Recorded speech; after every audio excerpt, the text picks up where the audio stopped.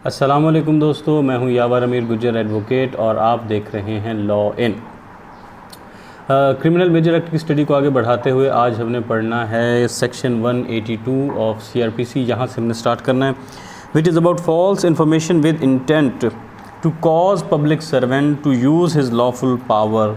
गलत इंफॉर्मेशन देनी है किस लिए कि जो पब्लिक सर्वेंट है वो क्या करे, अपनी लॉफुल पावर को इस्तेमाल करे और to the injury of another person, और इससे किसी दूसरे शख्स को नुकसान पहुँचे। Whoever gives any public servant any information which he knows or believes to be false, कि जिसमें वो इंसान या तो कोई भी पब्लिक सर्वेंट है वो किसी कोई भी इंसान किसी पब्लिक सर्वेंट को वो मालूमात देता है जो वो जानता है ये गलत है या वो ऐसा यकीन रखता है कि ये गलत है।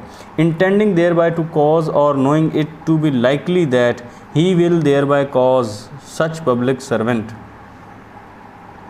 और उसकी नतीजा और उसकी इंटेंशन ये होती है कि इससे वो जानता है कि किसी को नुकसान पहुंचेगा या वो ये जानता है कि ऐसा नुकसान पहुंचने का ख़दशा है कि ये मुमकिन है कि अगर ये इन्फॉर्मेशन इस पब्लिक सर्वेंट तक पहुंचाई गई फॉल्स इन्फॉर्मेशन तो इससे किसी दूसरे इंसान को नुकसान पहुंचेगा। सच पब्लिक सर्वेंट, उसी पब्लिक सर्वेंट को वो पहुंचाता है।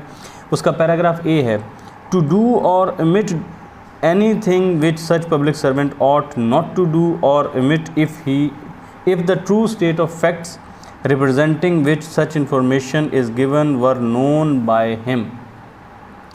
इसलिए कि वो कुछ करता या कुछ omit करता, कोई चीज़ करे या कोई चीज़ करने से रुक जाए। कौन सी चीज़? which public servant ought not to do और omit, जो उस पब्लिक सर्वेंट को चाहिए था कि वो ना करता या इसको omit कर देता। इफ़ द ट्रू स्टेट, अगर उसके पास सही जो हक़ाइक़ थे वो उसके पास पहुँचते, were with such information is given were known by him, अगर उसके पास सही हक़ाइक़ पहुँचते तो वो ऐसा ना करता इस सूरत हाल में। और to use the lawful power of such public servant to the injury of annoyance of any person, के such public servant to use, ठीक है, such public servant to use, अच्छा ठीक है, सच पब्लिक कि वो लॉफुल पावर को use करे ऑफ सच पब्लिक सर्वेंट, इसी पब्लिक सर्वेंट की, टू द इंजरी ऑफ और अनॉयंस ऑफ एनी पर्सन, कि वो किसी भी शख्स को या तो वो परेशान करे या किसी किस्म की कोई इंजरी पहुंचाए। Shall be punished with imprisonment of either description for a term which may extend to 6 months और with fine which may exceed to, और fine which may extends to, और with fine which may extend to, लेकिन आगे fine नहीं है, आगे साल बताए हुए हैं। ठीक है, एक चीज़ तो ये, इसको दोबारा पढ़ते हैं, पीछे से इसको फिर दोबारा कवर कर लें। जो भी किसी पब्लिक सर्वेंट को कोई मालूमात देता है जो वो जानता है गलत है या उसके पास वो ये यकीन रखता है कि ये गलत है ताकि किसी को नुकसान पहुंचा सके। अब उसे आगे सूरत हाल क्या है कि सच पब्लिक सर्वेंट, अब जिस पब्लिक सर्वेंट को उसने दी हैं उससे क्या इंटेंशन थी कि ये पब्लिक सर्वेंट कुछ करे या कुछ करने से बाज रहे जो उसको नहीं करना चाहिए, या जो ought not to do और omit, जो उस पर ये लाजिम था कि उसको ना करे, उसको omit ना करे। अगर सही हक़ाइक़ उसके पास पहुँचते, रिस्पेक्टिंग विद सच इन्फॉर्मेशन, उस मालूमात के मुतल्लिक़ अगर उसके पास सही हक़ाइक़ पहुँचते तो वो ऐसा ना करता या ऐसा ना omit करता, दोनों सूरत हाल में थी ना। अगर is given were known by him, अगर वो जानता होता, सही चीज़ को जानता तो ऐसा ना करता। और दूसरी सूरत हाल क्या है कि वो लॉफुल पावर को इस्तेमाल करे, इस तरह lawful power of such servant, और किसी की परेशानी का बायस बने या किसी को इंजरी पहुंचाए। तो अब इस सूरत हाल में क्या होगा कि उसको सज़ा मिलेगी, जो ईदर डिस्क्रिप्शन, वो रिगरस भी हो सकती है, सिंपल भी हो सकती है, कोई भी डिस्क्रिप्शन की उसको सज़ा दी जा सकती है जो, और उसका दौरानिया कितना होगा, ऑफ 6 month, यानी 6 माह तक उसको कैद की सज़ा हो सकती है, और विद फ़ाइन, या फिर जुर्माना, या उसके साथ जुर्माना भी हो सकता है, और विद फाइन, या जुर्माना होगा या कैद होगी। विच में एक्सटेंड टू, अच्छा इसमें यानी वो दूसरा नहीं लिखा हुआ, और विद बोथ, ये दोनों उनका नहीं लिखा हुआ, सिर्फ या कैद की सज़ा है या जुर्माने की है। विच में एक्सटेंड्स टू अब ये जो एक्सटेंड टू आया, इससे आगे जितनी भी है इम्प्रिजनमेंट की है, चले पढ़ते हैं तो फिर हो सकता है बात हो जाए। उस आगे फिर आया paragraph A, 7 years in case the offence in which false information is given is punishable with death। अगर 7 साल तो होगी उसको कैद की सज़ा, अगर कोई ऐसे ऑफेंस की गलत मालूमात दी है जिस ऑफेंस की सज़ा मौत थी, उसकी अगर गलत सज़ा दी है तो फिर होगी 7 साल तक की सज़ा। 5 years in case the offence in which false information is given punishable with imprisonment for life। और अगर किसी ऐसे जुर्म की गलत सज़ा इंफॉर्मेशन दी है जिसकी सज़ा उम्र कैद थी, तो इस सूरत हाल में 5 साल तक की सज़ा होगी। आगे है जी सी, 1/4 of the longest term of imprisonment. जितना किसी सज़ा का तवील तरीन दुरानिया हो सकता था उसका 1/4, और with fine as is provided for the offence, या फिर उसको जुर्माना होगा उस ऑफेंस के लिए in which false information is given and such offence is not covered under clause A और clause B, with fine as is provided for the offence. उस ऑफेंस के लिए जितना जुर्माना हो सकता था वो जिसकी गलत इन्फॉर्मेशन दी है, और अगर ये जो ऑफेंस है वो इन दो क्लॉजेज़ में, क्लॉज ए और क्लॉज बी में कवर नहीं किया गया हुआ। ठीक है, अगर तो कोई जुर्म था जिसकी सज़ा होनी थी डेथ, और उस जुर्म के बारे में गलत इन्फॉर्मेशन दी तो होगी सज़ा 7 साल। अगर कोई ऐसा जुर्म है जिसकी सज़ा होती है जी उम्र कैद, और उसके बारे में गलत इन्फॉर्मेशन दी जाती है तो फिर सज़ा होगी 5 साल। अब आगे है कि इन दोनों में जो फॉल नहीं करता, इसके अलावा कोई और जुर्म है, तो फिर उस जुर्म की जो लॉन्गेस्ट ड्यूरेशन थी जितनी सज़ा बनती है उस सज़ा का 1/4 मिलेगा, और चौथाई मिल सकता है, और इसके साथ फ़ाइन होगा। और फ़ाइन कितना होगा, जितना उस सज़ा के लिए उस ऑफेंस की सज़ा का जो जुर्माना है ना, उतना ही जुर्माना इसको अवॉर्ड हो सकता है। अब ये दोनों के बारे में, जुर्माने के बारे में भी है और उसके इम्प्रिजनमेंट के बारे में भी है। यानी जिस जुर्म की गलत इन्फॉर्मेशन दी और वो ना उम्र कैद का ऑफेंस था, ना सज़ाए मौत का ऑफेंस था, कोई और ऑफेंस था, तो फिर जितना उसका तवील तरीन उसकी कैद का दौरानिया बनता था उसका 1/4 होगा, और जितना उस ऑफेंस पे जुर्माना बनता था, जितना वो जो गलत रिपोर्ट किया, जिसके बारे में गलत इन्फॉर्मेशन दी है, उतना जुर्माना हो सकता है। आगे जी इसकी इलस्ट्रेशंस हैं। A informs a magistrate that Z, a police officer subordinate to such magistrate, has been guilty of neglect of duty of or misconduct।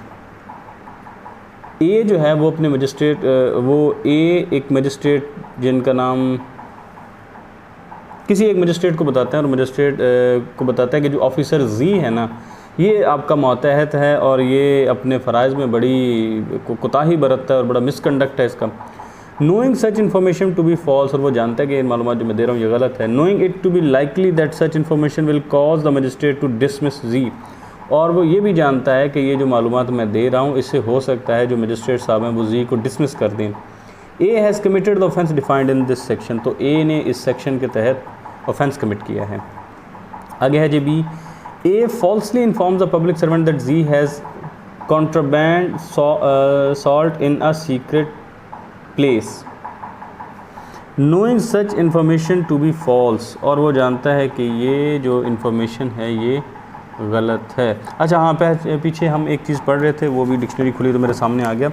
ये था जी सेक्शन 174 का जो इलस्ट्रेशन थी, उसकी जो पहली इलस्ट्रेशन थी वहाँ पे था being legally bound to appear before High Court of Sindh in obedience to a SUBPOENA Safina.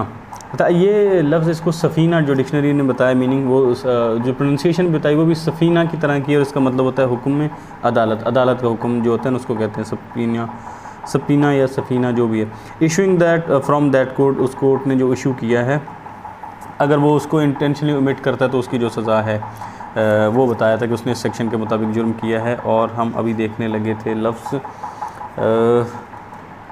Contraband. Contraband मेरे ख्याल में ये कि नकली बनाना,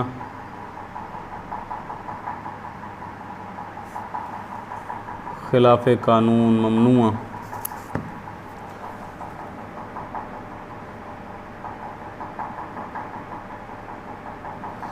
अच्छा, ममनुआ सॉल्ट एक सीक्रेट प्लेस पर रखा हुआ है। Knowing such information to be false, और वो जानता है कि ये जो इन्फॉर्मेशन है वो गलत है।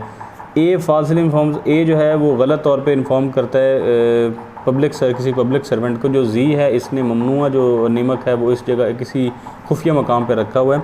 वो जानता है कि जो मालूमात है गलत हैं। And knowing it is likely that consequence of information will be a search of Z's premises attended with announce of जी।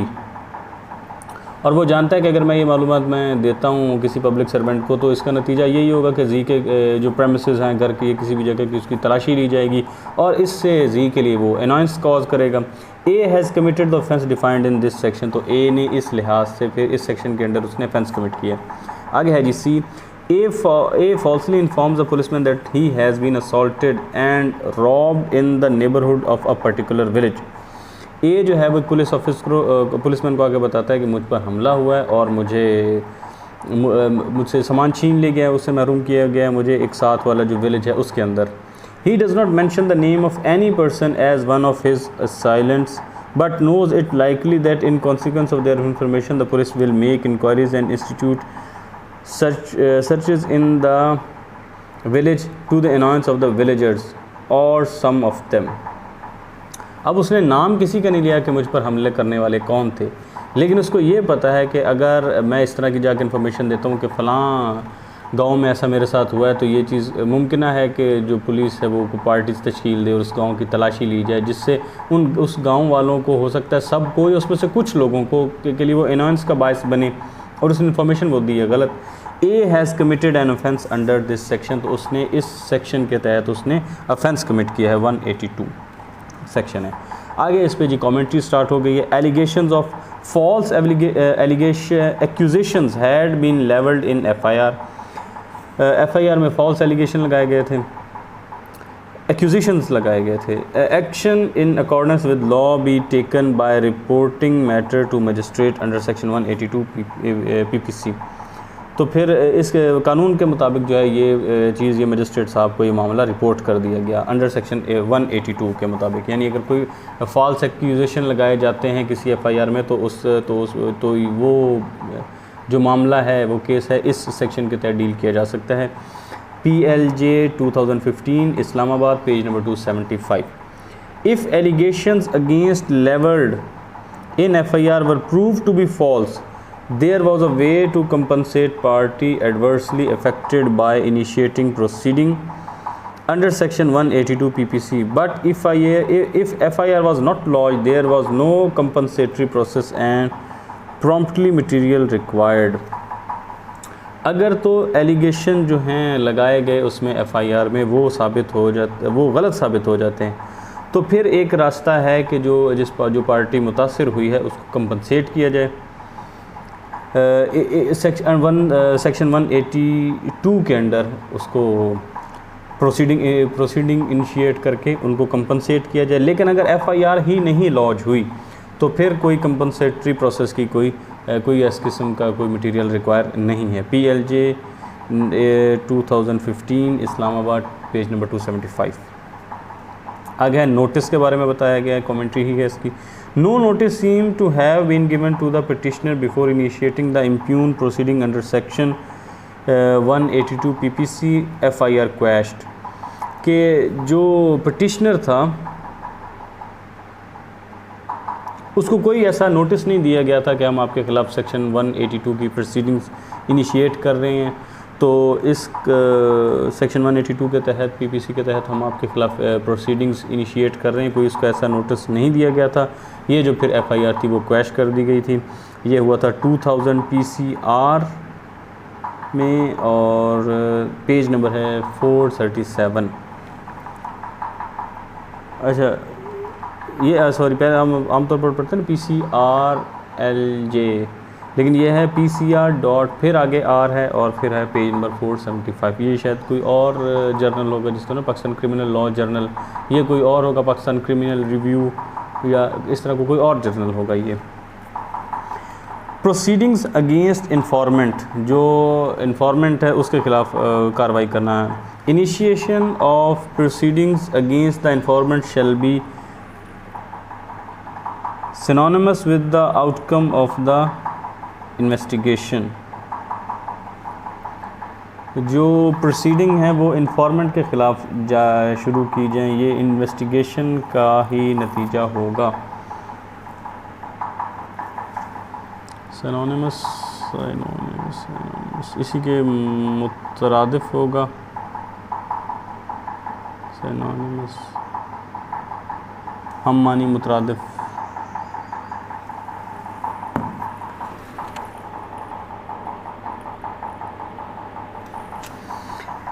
कि अगर इन्फॉर्मेंट के ख़िलाफ़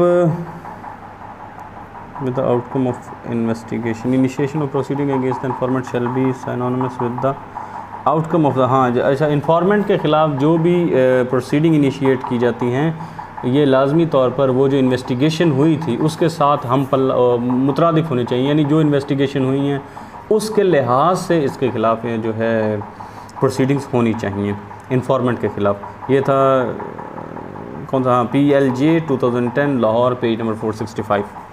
question of proceeding, only competent authority और public servant was only competent authority or public servant was CPO to make complaint before magistrate for penal action against petitioner under section 182 of PPC।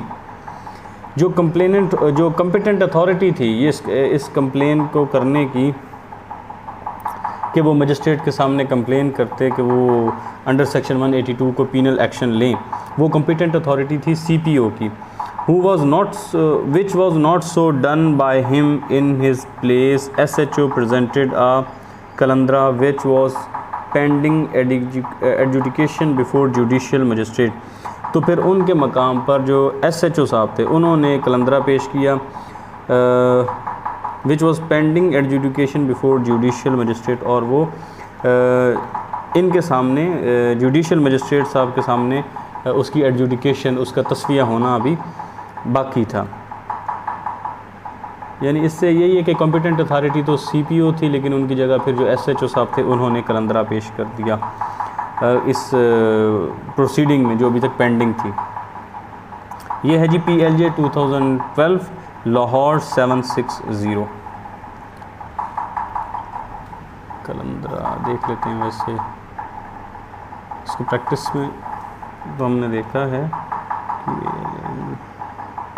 DRA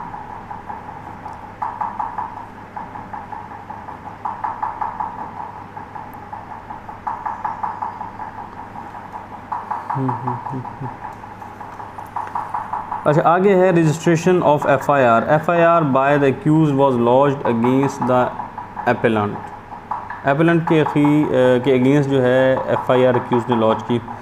police officer submitted the report in the said FIR under B clause to the magistrate with request for trial under section 182 against the accused.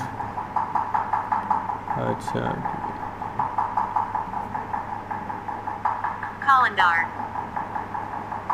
अच्छा ये वो कलंदरा नहीं है।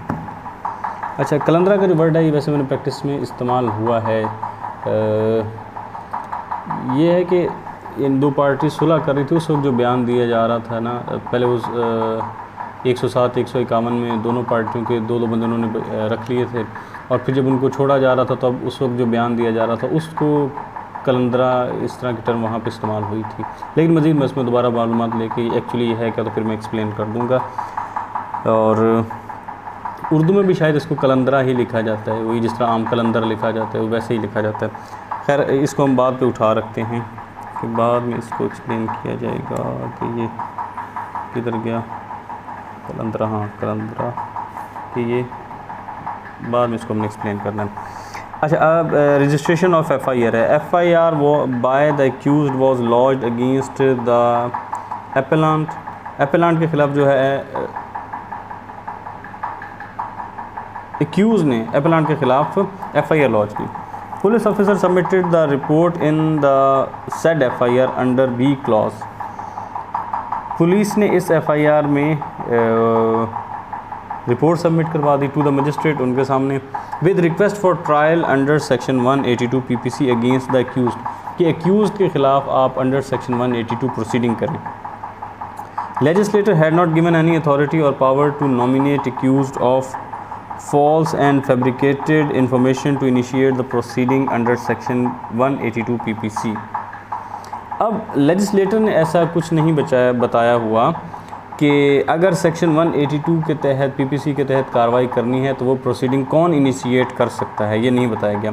Other remedies were available to a nominated accused of such FIR,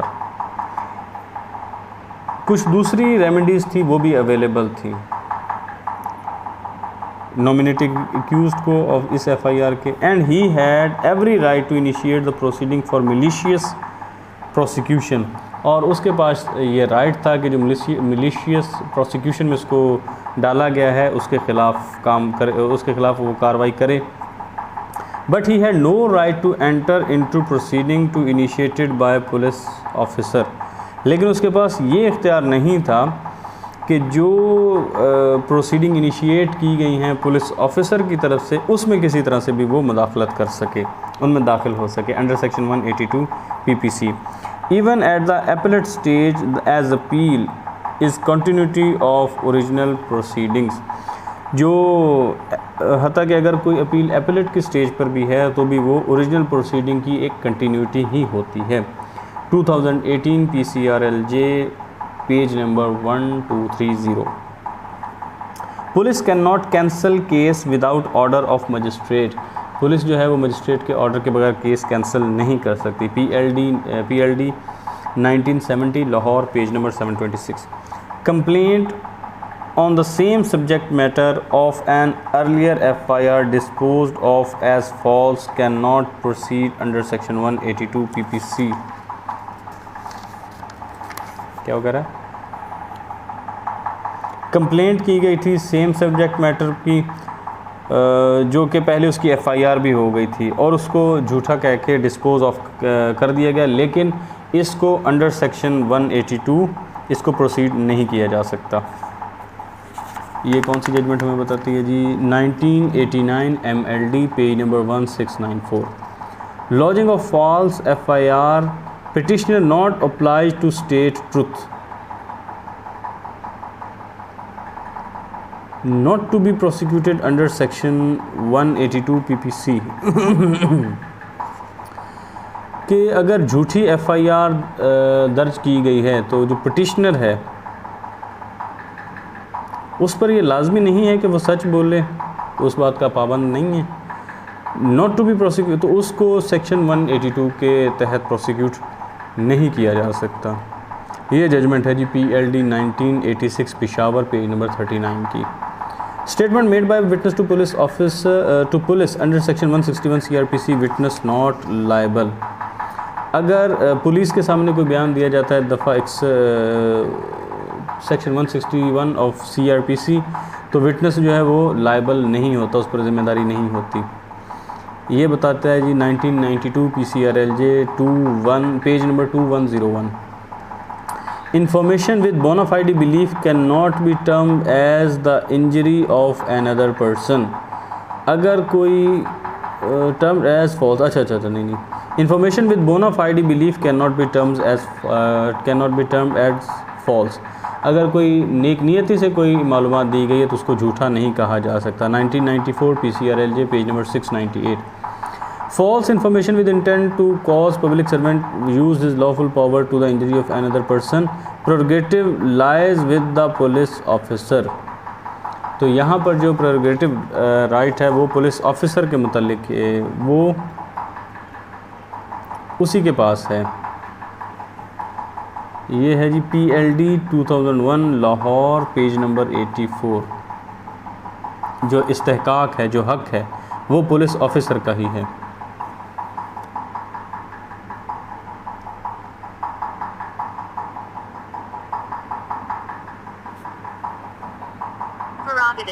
purgative, अच्छा एक बार फिर इसका silent कर लेंगे।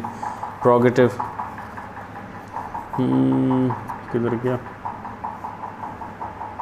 Purgative lies with the police officer PLD 2001, Lahore, page number 84। Application to IG police on inquiry found to be false. IG police को जो application दी गई थी इंक्वायरी की वो झूठी निकली। IG police alone competent to make complaint before magistrate for action against the accused under section 182 PPC। तो इसमें सिर्फ़ और सिर्फ जो IG साहब हैं वो इस मामले में कम्पिटेंट हैं कि वो मजिस्ट्रेट साहब के सामने कंप्लेंट पेश करें कि अंडर सेक्शन 182 PPC इसके अक्यूज्ड के अगेंस्ट प्रोसीडिंग की जाए। यानी कंप्लेंट का इख्तियार सिर्फ IG साहब को होगा कि अगर कंप्लेंट भी IG साहब को की गई थी। ये बताता है जी 2002 PCRLJ, page number 366। SHO rightly submitted proceedings before the trial court with a prayer to take legal action against accused who falsely lodged FIR। जो SHO साहब थे उन्होंने जो ट्रायल कोर्ट के सामने प्रोसीडिंग पेश की और उनसे ये रिक्वेस्ट की कि वो एक्यूज़ के ख़िलाफ़ प्रोसीडिंग करें, एक्यूज़ के ख़िलाफ़ एक्शन, लीगल एक्शन लें कि जिसने झूठी FIR लॉन्च की थी। 2006 YLR 2, पेज नंबर 202, कराची। अच्छा, आगे इसका स्कोप बताया हुआ है। Proceedings under section 182 PPC are not a remedy for any humiliation or insult suffered by the accused nominated in the false information given by the complainant to the in charge police station। अगर कोई किसी की इज़्ज़त को नुकसान पहुंचा है या उसकी इंसल्ट हुई है जिसको FIR में नॉमिनेट किया गया था, फॉल्स इन्फॉर्मेशन दे के जो कंप्लेंट की गई थी, पुलिस स्टेशन इंचार्ज को कोई कंप्लेंट दी गई और उस कंप्लेंट की वजह से जो एक्यूज़ था वो जिसको नॉमिनेट किया गया था FIR में उसकी इंसल्ट हुई, उसको कोई ह्यूमिलिएशन का सामना करना पड़ा, तो सेक्शन 182 उसकी रेमेडी नहीं है। ये बताता है मैं 2019 MLD 1994। Section 182 PPC did not refer to any private person and it related to cause public servant to use his power। जो सेक्शन 182 है ये सिर्फ पब्लिक सर्वेंट के साथ डील करता है कि वो अपनी पावर इस्तेमाल करे और किसी प्राइवेट शख्स से इसका ताल्लुक नहीं है। And in case such information was found false then such public servant could initiate proceedings.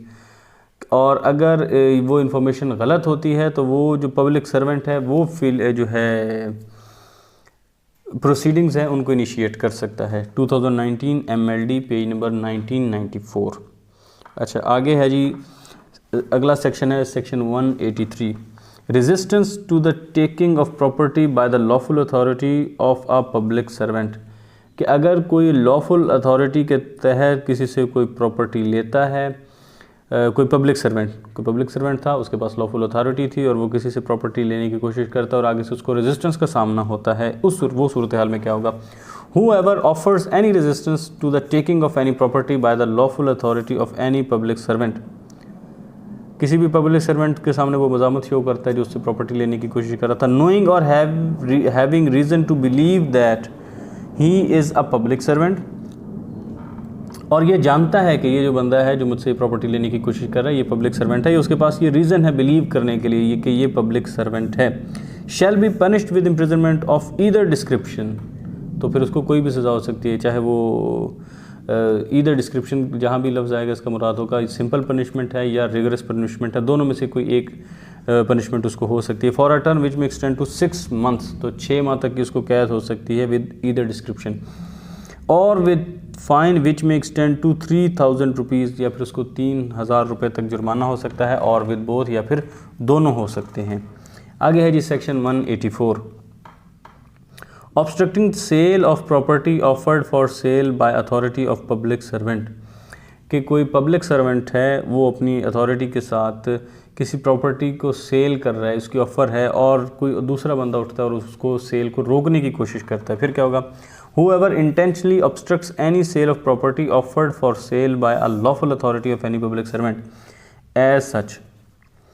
अच्छा, कोई भी इस सेल को रोकने की कोशिश करता है जिसको सेल की ऑफ़र करने की अथॉरिटी है, किसी पब्लिक लॉफुल अथॉरिटी है पब्लिक सर्वेंट के पास, तो फिर क्या होगा, shall be punished with imprisonment of either description for a term, तो फिर उसको कैद की सज़ा होगी, रिगोरस सिंपल दोनों में से कोई, for a term which may extend to 1 month, तो 1 माह तक उसको कैद की सज़ा हो सकती है, और with fine which may extend to 1500 rupees, या फिर उसको 1500 रुपये तक का जुर्माना हो सकता है, और विद बोथ, या फिर दोनों हो सकते हैं। आगे आ गया जी सेक्शन 185, इलीगल परचेज और bid for property offered for sale by authority of public servant. अगर किसी पब्लिक सर्वेंट ने कोई सेल की ऑफ़र की है तो और वहाँ पे आके कोई इलीगली उसको परचेज़ करता है, यहाँ पे नीलामी में बोली देता है, तो तब क्या होगा, whoever at any sale of property held by the lawful authority of a public servant, public servant था, उसकी लॉफुल अथॉरिटी थी और उसने किसी प्रॉपर्टी की सेल मुनक्कद की, एज सच परचेजेस और bids for any property on account of any person, और वो इसको ख़रीदता है या इसके बारे में बोली देता है किसी भी प्रॉपर्टी की और किसी भी इंसान के अकाउंट पर, वेदर हिमसेल्फ और एनी अदर, जिससे चाहे वो खुद करता है या किसी दूसरे के तौर पे करता है, whom he knows to be under a legal incapacity to purchase this property at that sale, और वो जानता है कि मैं या वो हम दोनों ही लीगली इनकॉम्पिटेंट हैं, हमारी कैपेसिटी नहीं है कि हम इस प्रॉपर्टी को परचेज़ करें अगर ये फॉर सेल हो, और bids for such property not intending to perform the obligation under which he lays himself by such bidding, और या सिर्फ उसकी बोली में हिस्सा उसकी नीलामी में बोल देता है, लेकिन वो ये जानता है कि मैं बाद में इसको करूँगा, इसको पूरा नहीं करूँगा, और इसकी इंटेंशन उसकी ये है कि जो इस बिडिंग के तहत मुझ पर जिम्मेदारियां आयद होंगी मैं उनको पूरा नहीं करूँगा। ठीक है, एक तो ये है कि वो उस सेल में हिस्सा लेता है अपने थ्रू या अपने किसी दूसरे जानने वाले के थ्रू या किसी के भी थ्रू, वो किसी तरह भी उसमें से हिस्सा लेता है उसकी परचेज़ में या उसकी नीलामी में हिस्सा लेता है, और नीलामी में हिस्सा भी इस नीयत से ले रहा है कि मैं इसको जो ऑब्लिगेशंस आएंगे नीलामी के बाद, उसको जब पैसे देने होंगे, उसको उनको कोई भी जो मनी देनी होगी और उनसे कोई ऑक्यूपेशन या कोई चीज़ प्रॉपर्टी अपने कब्ज़े में लेनी होगी, ये जो आगे की लाइबिलिटीज़ हैं इनको मैं परफॉर्म नहीं करूँगा उन ऑब्लिगेशंस को, तो इस नीयत के साथ अगर वो करता है कि नीलामी में हिस्सा तो ले लेता हूँ तो अगले काम मैं नहीं करूँगा, तो फिर क्या होगा, shall be punished with imprisonment of either description for a term which may extend to 1 month, तो फिर उसको 1 माह तक की सज़ा हो सकती है, और with fine which may extend to 600 rupees, या उसको 600 रुपये तक का जुर्माना हो सकता है, और विद बोथ, या फिर दोनों हो सकते हैं। इस पे आगे कमेंट्री है, bail offence committed under section 186, 225 and 253 are bailable. ये जो ऑफेंस होते हैं 186, 225 और 353 पीपीसी के तहत ये सब बेलेबल हैं। 1998 PCRLJ पेज नंबर 9 हमें बताता है। आगे जो है इसका scope, obstructing public servant in discharge of official duty, criminal trespass. अगर कोई किसी पब्लिक सर्वेंट को उसकी ड्यूटी पूरी करने से रोकता है तो फिर वो क्रिमिनल ट्रेसपास भी कर रहा है, तो वो क्रिमिनल ट्रेसपास का मुर्तकिब होता है। PLD 2001 Karachi page number 20। Complaint under section 2000 necessary under section 200 complaint जो है वो लाजमी है। PLD 2006 Peshawar page number 89। Mayor nominating in FIR that protesters threatened for dire consequences not sufficient to constitute an offence under section 186 and 341 PPC। सिर्फ ये mention कर देना FIR में कि इन लोगों ने मुझे संगीन नताइज की धमकियां दी थी, इससे जो है ये ऑफेंस कॉन्स्टिट्यूट, ये सफिशेंट नहीं है कि इन ऑफेंसेस को कॉन्स्टिट्यूट किया जा सके कि इनको सेक्शन 186 और सेक्शन 341 PPC के, यानी सिर्फ FIR में ये नॉमिनेट कर देना कि इन प्रोटेस्टर्स ने मुझे संगीन नताइज की धमकियां दी थी, ये काफ़ी नहीं होगा कि उसके खिलाफ फिर सेक्शन 186 और 341 PPC के तहत कोई ऑफेंस कॉन्स्टिट्यूट किया जाए। ये साइटेशन है 2002 PCRLJ page number 530। Obstructing public servant in discharge of public functions, यानी जो अवामी काम हैं उनमें उसकी कोई इसी तरह से मज़ाहमत करना पब्लिक सर्वेंट के, उसको रोकना। इसकी क्लॉज जो 1 है वो कह रही है whoever voluntarily obstructs any public servant in the discharge of his public functions shell be punished.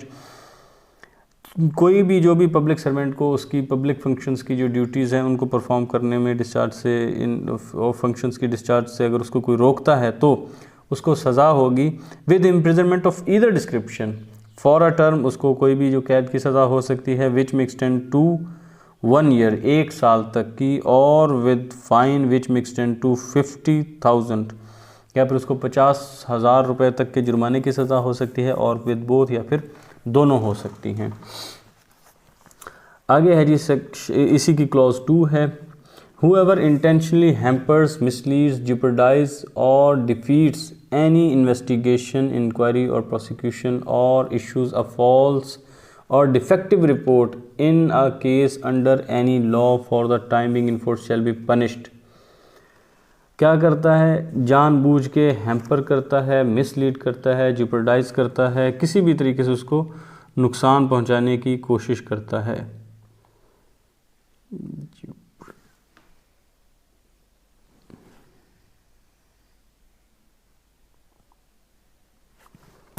खतरे में डालता है, ठीक है, जेपरडाइज होता है खतरे में डालना।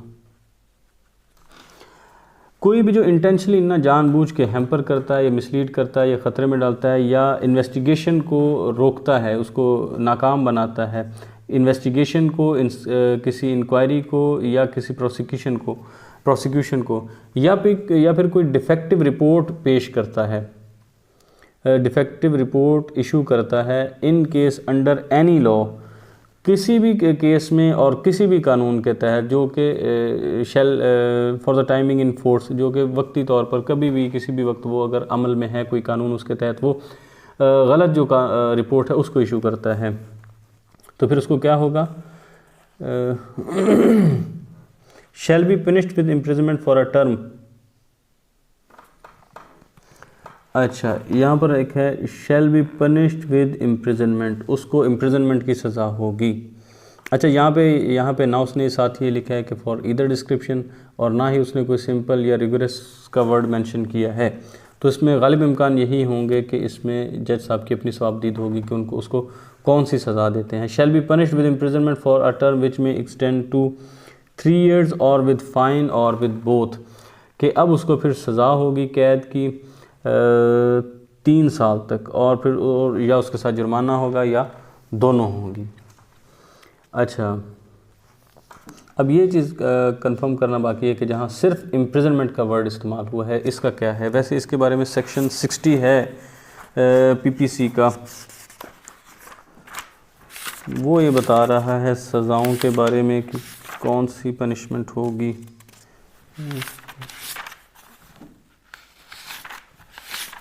इसमें 60 है, sentence may be in certain cases of imprisonment wholly or partly rigorous in every case in which an offender is punishable with imprisonment which may be of either description। उसको अगर imprisonment का है, it shall be competent to court with sentencial offender to direct in the sentence that such imprisonment shall be wholly rigorous or that such imprisonment shall be wholly simple or that part of it simple, such imprisonment shall be rigorous or rest simple।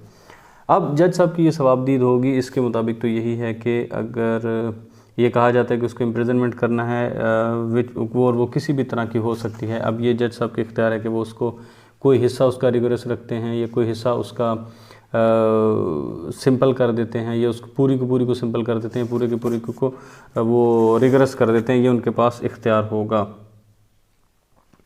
और ये जो है ना, ये भी यही बता रहा है कि जो सेक्शन 60 है ये भी इसी तरफ इंडिकेट कर रहा है कि जो है जहाँ पर सिर्फ ये आ गया पनिश विद इम्प्रिजनमेंट, इसमें उनके पास इख्तियार होगा कि वो उसको कौन सी देते हैं, उसको सिंपल देते हैं, रिगोरस करते हैं, कौन सा हिस्सा कितना करते हैं।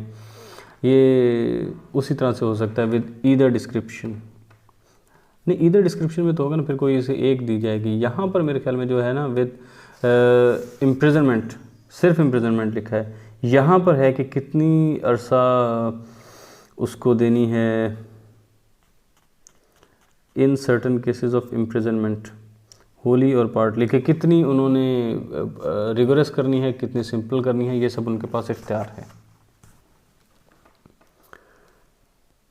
वैसे ये तो उसमें भी हो सकता है और दूसरे में भी हो सकता है। अगर है कि ईदर डिस्क्रिप्शन, तो कुछ सज़ा सिंपल दे सकते हैं, कुछ रिगरस भी दे सकते हैं। और जब यहाँ पे इम्प्रिजनमेंट आया तो यहाँ पे भी गालिब इम्कान यही है कि इनमें से कोई भी सज़ा वो उनको दे सकते हैं। Omission to assist public servant when bound by law to give assistance, कि कोई पब्लिक सर्वेंट की उसको असिस्ट नहीं करता जबकि वो लीगली बाउंड होता है उस चीज़ पर कि वो असिस्ट करे।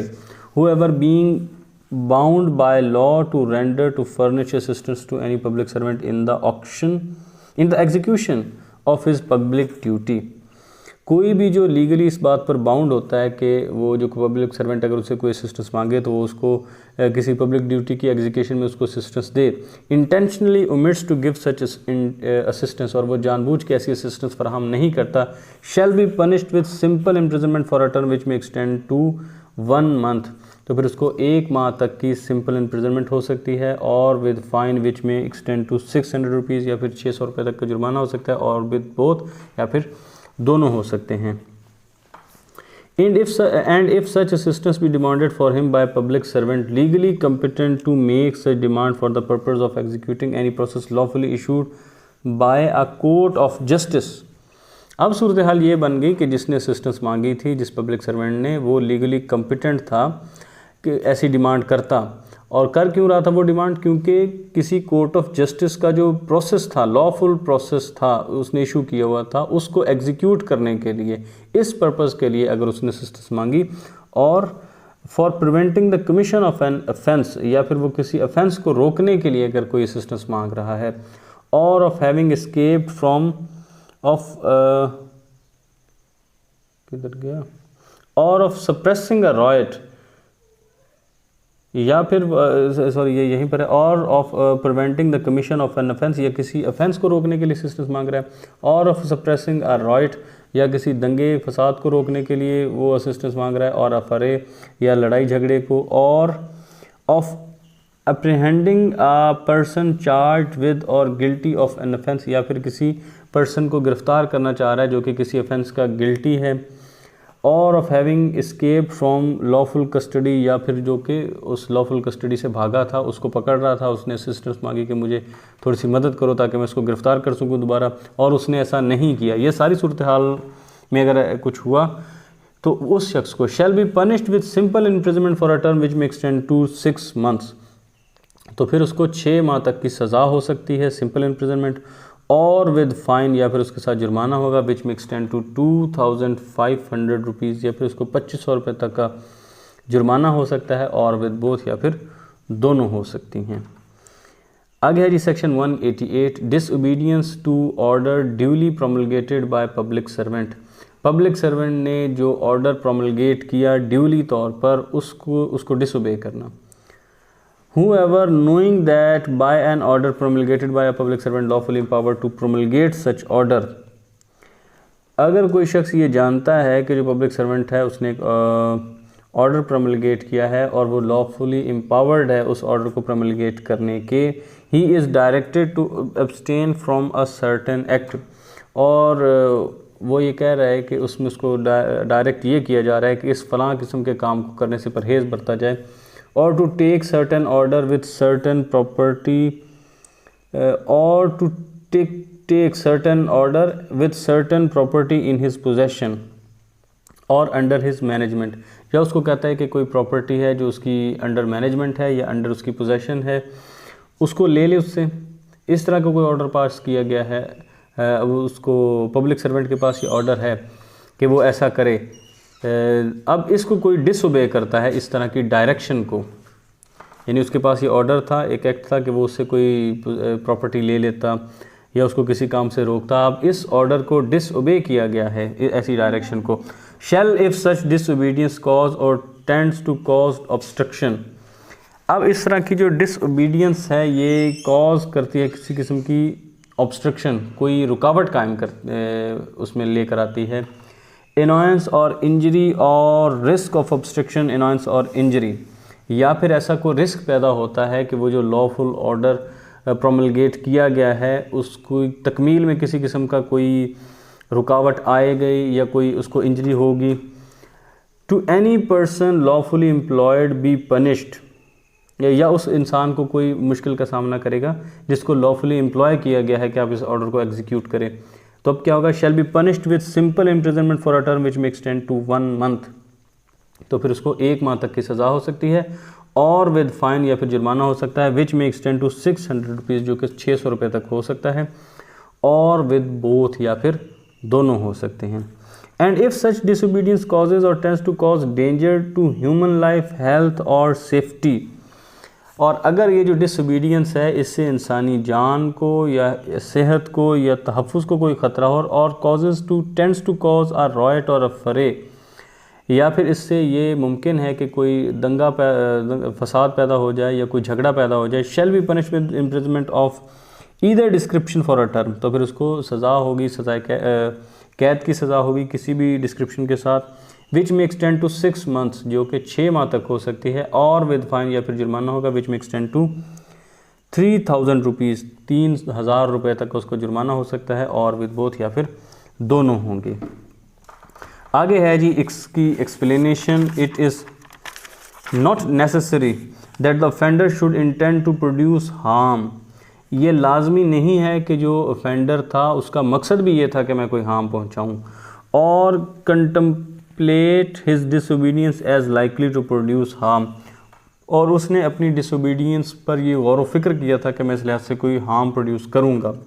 It is sufficient that he knows of the order which he disobeys, and that his disobedience produces or is likely to produce harm, सिर्फ ये है कि वो ये जानता हो कि जिस ऑर्डर को वो डिसोबे कर रहा है इसकी ये जो डिसोबीडियंस है ये प्रोड्यूस करेगी, ये प्रोड्यूस करती है, डिसोबीडियंस प्रोड्यूसेस यानी, या ये मुमकिन है कि वो कोई हार्म प्रोड्यूस करेगी, सिर्फ इतना उसका जानना ही काफ़ी है। ये लाजमी नहीं है कि उसका इंटेंशन भी ये थी कि मैं कोई हार्म ही प्रोड्यूस करूं। आगे इसकी जो इंटेंशन है वो लाजमी नहीं है कि वो यही थी कि मैं कोई हार्म प्रोड्यूस करूं, बल्कि अगर उसको पता है कि इसी डिसोबीडियंस से ये हार्म हो सकता है, इसका मुमकिन है, ऐसे इम्कानात हैं, तो भी ये भी काफ़ी है कि वो इतना जानता ही है। इलस्ट्रेशन दो, यानी अगर वो जानता भी है तो भी उसने ऑफेंस कमिट किया है। An order is promulgated by a public servant lawfully empowered to promulgate such order, directing that the religious procession shall not pass down a certain street. एक ऑर्डर प्रोमलगेट किया गया कि जो पब्लिक सर्वेंट था वो lawfully empowered था ऐसा order promulgate करने के, उसने कहा कि ये जो मजहबी जुलूस है इसको फ़लाँ स्ट्रीट से नहीं गुजरना चाहिए, वहाँ से नहीं गुजरेगा। A knowingly disobeys the order and thereby cause danger of riot, अब ए जो है वो जानबूझ के उसको उस जगह से गुजारता है और उस ऑर्डर को डिसोबे करता है और एक ख़तरा पैदा होता है कि वहाँ फसाद पैदा हो सकता है। A has committed the offence defined in section, तो ए ने इस सेक्शन के तहत वो ऑफेंस कमिट किया है। आगे इस पर है जी commentary. Bar contained in section 195 sub clause 1 paragraph A CRPC, no court on account of bar contained in section 195 clause 1 paragraph A can take cognizance of an offence punishable under section 188 PPC except on the complaint in writing of public servant concerned or of some other public servant to whom he was subordinate। कि कोई भी जो court है जो बार आता है section 195 के 195 ए sub clause A और फिर आगे है जी पैराग्राफ ए, उस ऑफेंस की कॉग्निसेंस नहीं ले सकती जो अंडर सेक्शन 188 है, सिवाय उसके कि जो पब्लिक सर्वेंट है वो राइटिंग में कंप्लेन करे या फिर उसका कोई जो मातहत है जिसका वो मातहत है तो दूसरा पब्लिक सर्वेंट जिसका वो मातहत है वो कंप्लेंट करे तो फिर इसकी कॉग्निजेंस ले सकती है। यानी यहाँ पे बार बताया गया है कि अंडर सेक्शन 188 कोई कोर्ट खुद से इस पर कोई जो कोर्ट है वो कॉग्निजेंस नहीं ले सकती ऑफेंस की। हाँ, जो रेलेवेंट पब्लिक सर्वेंट है उसकी कंप्लेंट पर या जिसका वो सबऑर्डिनेट था, यानी इसका आला अफसर है उसकी कंप्लेंट पर वो कॉग्निजेंस ले सकती है इसकी। और इसकी साइटेशन है 2001 PCRLJ page number 593। No complaint by deputy commissioner cognizance on police report abuse of process of law. ये कुछ कॉन्सेप्ट हैं जो साइटेशन जब जजमेंट पूरी पड़ी जाए तो ही एक्सप्लेन हो सकते हैं। 2001 PCRLJ पेज नंबर 1196।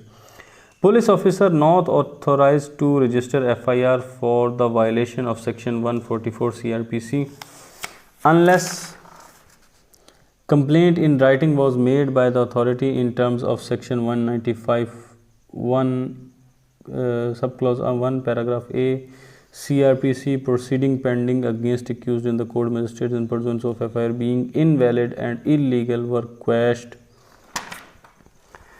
क्या कह रहे हैं? पुलिस ऑफिसर था वो ऑथराइज नहीं था FIR रजिस्टर करने का for the violation of section 144 CRPC unless. अच्छा, ये जो है जो अगर CRPC के सेक्शन 144 है उसकी वायलेशन है तो जो ऑफिसर है पुलिस ऑफिसर है वो FIR रजिस्टर नहीं कर सकता unless complaint in writing was made by authority in term of section 195 CRPC। ता वक्त के इस इन टर्म में अथॉरिटी ने रिटन में जो एप्लीकेशन है वो ना दी हो। Proceeding pending against accused in the court of magistrate in persons of FIR being invalid, तो उसके ख़िलाफ़ जो थी प्रोसीडिंग पेंडिंग थी कोर्ट ऑफ मजिस्ट्रेट में, इस FIR की पर्सुएंस में उनको इलवैलिड और इलीगल करार देकर क्वैश कर दिया गया। 1998 PCRLJ पेज नंबर 87।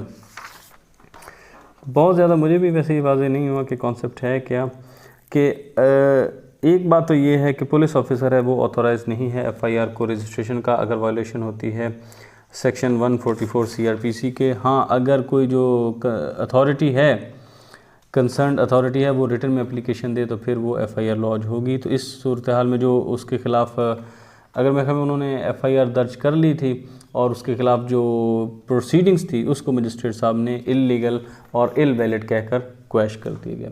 ये मेरे ख्याल में इसमें बात हुई है। Although the offences has been made cognizable by effecting the amendment in the schedule of CRPC in respect of section 188 PPC, but the corresponding amendment in section 199 is still waiting। ठीक है, उसमें अमेंडमेंट हो चुकी हैं। एक जो है section 188 इसमें अमेंडमेंट हो चुकी हैं, लेकिन सेक्शन 195 में अभी तक जो है वो अमेंडमेंट नहीं हुई। ये बताती है हमें, हाँ, यानी जो 188 है इसको तो कॉग्निजेबल बना दिया गया है, लेकिन दूसरे को कॉग्निजेबल नहीं बनाया गया सेक्शन 195 को, वो अभी तक वेटिंग में ही है। 1998 PCRLJ page number 93। Magistrate neither public servant nor superior to magistrate neither public servant not superior to assistant commissioner has no lawful authority to make complaint. Magistrate जो है वो ना तो पब्लिक सर्वेंट है और ना ही वो AC से सुपीरियर है, तो उसके पास कोई लॉफुल अथॉरिटी नहीं है कि वो कंप्लेन कर सके। ये बताता है जी PLJ 1998 लाहौर 1414 पेज नंबर है 1435 1435। Once an accused is tried by certain judicial forum for one or more offences, एक दफ़ा किसी अक्यूज जो था उसको ट्राई कर लिया गया है एक या एक से ज़्यादा ऑफेंसेस के लिए, based on certain facts the same court cannot try the same accused on the basis of same facts for some other offense arising out of the same facts। तो फिर सेम कोर्ट उसको same facts पर अगर कोई दूसरा offence arise होता है तो सेम अक्यूज्ड को सेम फैक्ट्स की बेसिस पर अगर कोई दूसरा ऑफेंस अराइज होता है तो उसके लिए नहीं उसको ट्राई नहीं कर सकती। Is tried by certain form can not try the same, फिर उसको दोबारा नहीं ट्राई कर सकती। ये बताता है जी PLJ 2007 criminal cases Peshawar, page number 1189। Disobedience of the order of the court, court का जो ऑर्डर है उसकी disobedience. Complaint in writing by public servant a condition president, कि अगर पब्लिक सर्वेंट ने राइटिंग में जो कंप्लेंट करनी है ये एक कंडीशन है, ये हमें बताती है PLD 1986 Karachi, page number 560। Same police officer complainant और and IO fit case for interference by high court. अगर सेम पुलिस ऑफिसर है वो उसी वही कंप्लेन कर रहा है और वही इन्वेस्टिगेशन ऑफिसर है तो ये हाई कोर्ट के लिए केस है कि इसमें इंटरफेयर कर सके। 1996 PCRLJ 483। आगे जी sub divisional magistrate has no authority to issue an order under section 144 CRPC। Sub divisional जो मजिस्ट्रेट है उसके पास कोई अथॉरिटी नहीं है कि वो अंडर सेक्शन 144 ऑर्डर इशू करे। CRPC के सेक्शन 144 के अंडर कोई ऑर्डर इशू करे। PLD 1996 Peshawar, page number 37। District magistrate only competent to lodge a complaint, जो डिस्ट्रिक्ट मजिस्ट्रेट साहब हैं सिर्फ वो इस काबिल हैं कि वो कम्पिटेंट हैं कि वो FIR लॉज करें।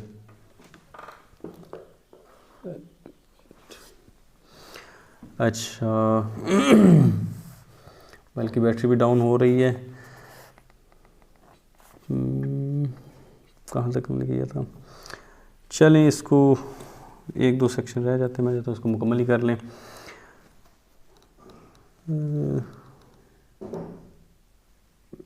अच्छा, district magistrate only competent to lodge a complaint 1997 PCRLJ, page number 589।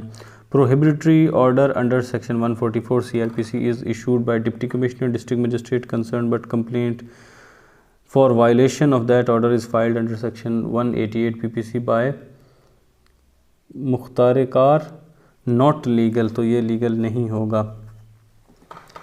क्या जी, प्रोहिबिटरी ऑर्डर जो था वो CRPC के सेक्शन 144 के तहत इशू किया गया, लेकिन जो कंप्लेंट थी वो अंडर सेक्शन 188 के फाइल की गई मुख्तार कार की तरफ से, तो ये लीगल नहीं होगा। 1998 PCRLJ 584। Proceeding initiated on the FIR lodged by tehsildar और सबऑर्डिनेट टू मजिस्ट्रेट वॉइड एब इनिशो। अगर कोई प्रोसीडिंग इनिशिएट की जाती हैं किसी FIR पर जिसको तहसीलदार ने लॉन्च किया था, तो फिर उसका अगर उनका सबऑर्डिनेट टू मजिस्ट्रेट और वो मजिस्ट्रेट साहब का सबऑर्डिनेट है, वो तहसीलदार है और वो सबऑर्डिनेट है मजिस्ट्रेट साहब का, तो ये सिरे से जो है कलअदम होगी जो इस पर प्रोसीडिंग इनिशिएट की जाती हैं। 2000 PCRLJ, page number 297। Hoarding encroachment section 88 not applicable, इसके ऊपर इंक्रोचमेंट के ऊपर या होर्डिंग के ऊपर ये सेक्शन एप्लीकेबल नहीं है। 2000 PCRLJ, पेज नंबर 1084। अच्छा, मोर आगे है, इसके इंग्रेडिएंट्स हैं। That the prosecution must show that, वो इंग्रेडिएंट्स जो प्रोसिक्यूशन को शो करना चाहिए। देयर वॉज एन ऑर्डर प्रोमिलगेटेड, पहली बात तो ये कि कोई ऑर्डर था जो प्रोमिलगेट हुआ था। दूसरी बात, that it was promulgated by a public servant, और उसको प्रोमिलगेट भी पब्लिक सर्वेंट ने किया था। तीसरी बात, that such public servant was lawfully empowered to promulgate the same, और जो वो सच ये पब्लिक सर्वेंट था उसके पास ये पावर थी कि वो ऐसा ऑर्डर प्रोमिलगेट कर सके। That such order directed and accused to abstain from a certain act or to take certain order. अब ये भी बताना होगा कि ये जो ऑर्डर था ये एक्यूज़ को डायरेक्ट कर रहा था कि कुछ काम करने से रुके या कोई ऑर्डर ले। And that the accuse knew of such direction to him, और जो एक्यूज्ड है वो जानता था कि ये डायरेक्शंस मुझे हैं। ये सारे इंग्रेडिएंट हैं जो उसमें होने चाहिए। ये बताती है PLD 1987 Azad Jammu and Kashmir, page number 42। Mere presence in mob not relevant to connect accuse with the commission of offence. सिर्फ वो हजूम में मौजूद था, ये उसको जो है ऑफेंस उसकी कमीशन के साथ रेलिवेंट कनेक्ट नहीं करते, ये रेलिवेंट नहीं है उसको उसके साथ जोड़ने के लिए। 1999 PCRLJ, पेज नंबर 1081। स्कोप इसका क्या है? स्कोप है जी सेक्शन 195(1)A CRPC FIR क्वेश्ट, उसको क्वेश्ट किया गया। जो सेक्शन 195 सब क्लॉज 1 और A के तहत जो FIR थी ये बताती है 1999 MLD, page number 382। Gathering of people near polling booth और taking voter to election place can not be constituted और violation of section 144 CRPC FIR quashed. सिर्फ उस लोगों का पोलिंग बूथ के पास जमा होना या वोटर से उनको किसी जगह पर लेकर जाना, तो ये सेक्शन 144 CRPC की वायलेशन नहीं होती, FIR क्वैश हो गई थी। 1999 PCRLJ, पेज नंबर 1221। सेक्शन है जी 189 threat or injury to public servant. Public जो है सर्वेंट है उसको किसी किस्म की धमकी देना या नुकसान पहुंचाना, थ्रेट ऑफ इंजरी नुकसान की धमकी देना। Whoever holds out any threat of injury to any public servant or any person in whom he believes that public servant to be interested। अच्छा, कोई भी इंसान जो किसी भी पब्लिक सर्वेंट को कोई धमकी देता है या उस इंसान को धमकी देता है जिसमें वो जानता है कि किसी पब्लिक सर्वेंट का कोई इंटरेस्ट है, for the purpose of inducing that public servant to do any act, ताकि वो कोई इसलिए कि उसको इंड्यूस करे कि वही काम करे, और to forbear or delay to do any act, या फिर उसको कुछ करने से रोके, connected with the exercise of the public functions of such public servant. और वो जो इस काम को उसको करने से रोक रहा है वो दरअसल उसकी उस एज अ पब्लिक सर्वेंट जो उसकी ड्यूटीज़ हैं उनमें उसका शामिल है, उससे वो रिलेटेड है, तो फिर उसको क्या होगा, उसने इसे रोका है, ये काम जिसकी पर ड्यूटी के रिलेटेड था उसको रोका है किसी किस्म की धमकी इंजरी की देकर। शैल be punished with imprisonment of either description for a term which may extend to 2 years और which of either description which may extend to 2 years और with fine or with both, तो फिर उसको 2 साल तक ईदर डिस्क्रिप्शन की सज़ा हो सकती है। जब ईदर डिस्क्रिप्शन लफ्ज़ बोला जाएगा उससे ये मुराद होगा कि सिंपल या रिगरस दोनों में से भी कोई हो सकती है। किसी भी डिस्क्रिप्शन की उसको सज़ा हो सकती है 2 साल तक की, या फिर जुर्माना होगा या फिर दोनों होंगे। और आगे है जी section 190 threat of injury to induce person to refrain from applying for protection to public servant. Threat कर देता है इंजरी की और इस शख्स को इंड्यूस करने के लिए कि वो जो पब्लिक सर्वेंट है उसकी जो प्रोटेक्शन है उसको अप्लाई करने से वो रिफ्रेन रहे। Whoever holds out any कि पब्लिक सर्वेंट की जो protection to refrain from applying for protection to public servant. अच्छा, whoever hold any threat to person for the to restrain desist from making a legal application for protection against any injury to any public servant legally empowered as such to give such protection or to cause such protection to be given shall be punished। वो तो हो गया, उसको सज़ा मिलेगी। किसको मिलनी है? Threat of injury to induce person, किसी शख्स को नुकसान की धमकी देनी है, किस लिए? To refrain from applying for protection, कि वो जो प्रोटेक्शन है उसको अप्लाई करने से बाज रहे, टू पब्लिक सर्वेंट, किसी भी पब्लिक सर्वेंट से। Whoever holds any threat of injury to any person for the purpose of inducing that person for applying for protection to public servant, यानी पब्लिक सर्वेंट से उसने किसी किस्म की प्रोटेक्शन लेनी थी, उससे रोका गया है। कोई भी शख्स है जो, अच्छा क्योंकि ऊपर है तो पब्लिक सर्वेंट को ऊपर लफ्ज़ आ जाता है पब्लिक सर्वेंट, यहाँ पे नहीं आया। Whoever holds out any threat of injury to any person, किसी भी शख्स को अगर वो धमकी देता है for the purpose of inducing that person to refrain or desist from making a legal application of for protection against any injury to any public servant legally empowered as such to give such protection, कि वो उसको इस बात से रोकता है कि वो कोई भी एप्लीकेशन दे सिक्योरिटी के लिहाज से, प्रोटेक्शन के लिहाज से, or to cause such protection to be given, जिसने ये प्रोटेक्शन देनी है या जो इसका बायस बन सकता है, और उसने उसको इससे रोक लिया, यानी ये उसको कोई धमकी दी कि आपने प्रोटेक्शन नहीं लेनी, और जिस ऑफिसर से वो ले सकता था आपने उसके पास नहीं जाना, उससे किसी तरह भी उसको रोका कि प्रोटेक्शन के लिए अप्लाई नहीं करना। शैल be punished with imprisonment of either description, तो उसको किसी भी डिस्क्रिप्शन की सज़ा हो सकती है for a term which mixed in to 1 year or with fine or with both, तो फिर उसको 1 साल तक की कैद की, ईदर डिस्क्रिप्शन की कैद की सज़ा हो सकती है, या फिर जुर्माना हो सकता है, या फिर दोनों हो सकते हैं। तो ये लेक्चर हमारा, ये जो है वीडियो हमारी इंशाल्लाह यहीं पर ख़त्म होती है, और नेक्स्ट वीडियो में इंशाल्लाह हम चैप्टर जो 11 है वहाँ से इसका स्टार्ट करेंगे।